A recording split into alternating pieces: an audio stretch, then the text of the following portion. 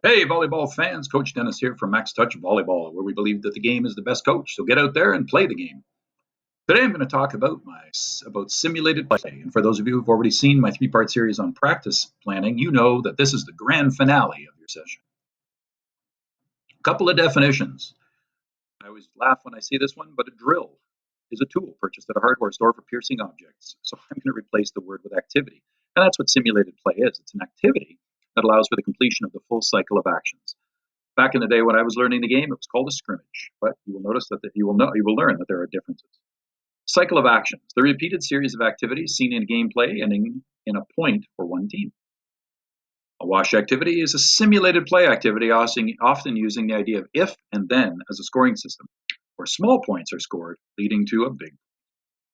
By the end of this session, you'll know what simulated play is, how to use it, and why it's important in every session. In terms of setting up a simulated play activity, if you saw my previous videos, you'll know that it is the beginning of your planning. It is focused on one theme, and we suggest coaching only one theme per session. The themes come from the specific moment or phase in play in the cycle of actions. The point system should reflect that theme of the day, and there are two types of points. There is the process point and there's the execution, which may be combined within the same rally. Process points are given to players for attempting to do what you want. I love doing this with communication because if a team is not calling the ball, I'll give points. And then all of a sudden I'll get a really loud team. Or if a team seems to be a bit down, I'll give points for the loudest cheer at the end of it. Execution points are exactly as they indicate. It's when the team can score on what it is that you want them to do. And we, of course, want to make sure that we use a 5-ball verification rule, which gives a minimum of 5 attempts per player or per team to demonstrate that they can do what you want. A sample activity is what I call side-out baseball, and it's an example of a wash drill. I'm going to put a link down below to 166 of the United States Volleyball's best wash drills. I encourage you to click on it. I like to use side-out baseball, and just keep that in mind that it is baseball with innings and hits and runs and all that sort of thing and outs. I like to play always in my simulated play activity 6 versus something. If you have 6v6, that's great, but if you only have 6v4, that's okay too. A wash is if something happens, then something else happens. There are small points, big points, and possibly even no points. So in the case of side-out baseball, Team A serves.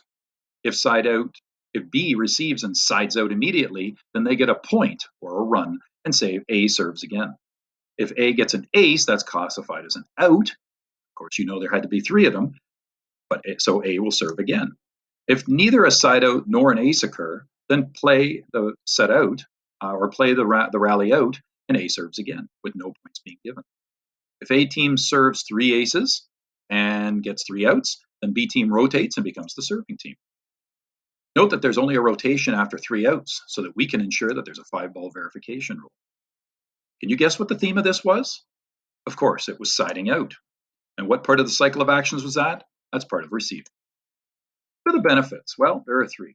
Enjoyment. It's the reason kids show up in your gym every day. They want to have fun, they want to be competitive, and they want challenges.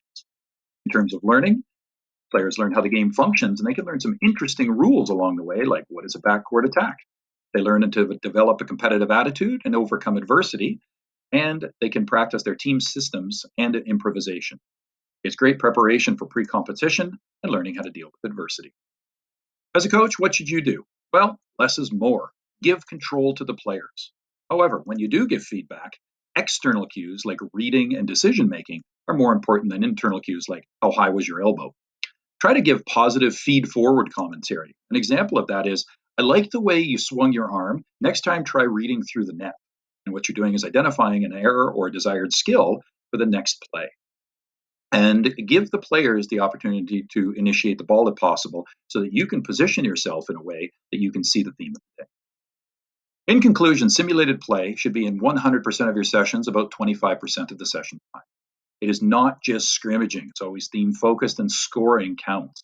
It's the best way to learn to play the game, and it's a heck of a lot of fun.